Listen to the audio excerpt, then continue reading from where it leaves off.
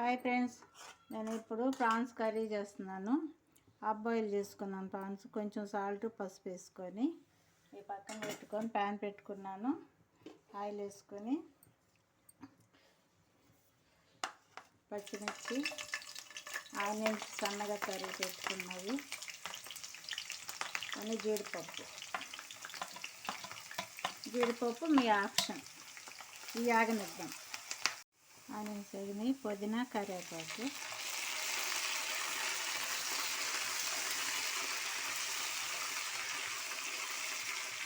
కరివేపాకు, టమాటా నేను మిక్సీ పట్టుకున్నాను, అది వేసేస్తున్నది.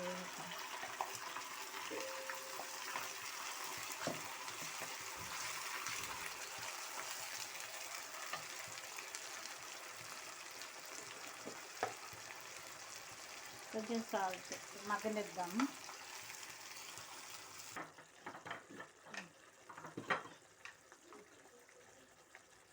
మన టమాటా మగ్గింది. కొంచెం కారం,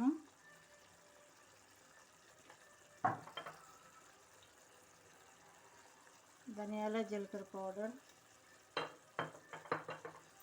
దాన్ని వేసేసి కలుపుకుందాం. ఇది పసుపు వేసుకోవాలి.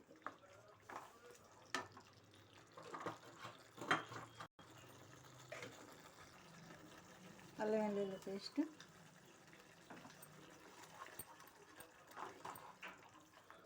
వేసిన తర్వాత మనము హాఫ్ బాయిల్ చేసుకున్న రొయ్యలు వేసేస్తున్నాం. ఇక మగ్గ ఉప్పు కారం పట్టిద్దాం. అందుకే చింతపండు పులుసు కొంచెం వేస్తున్నానండి.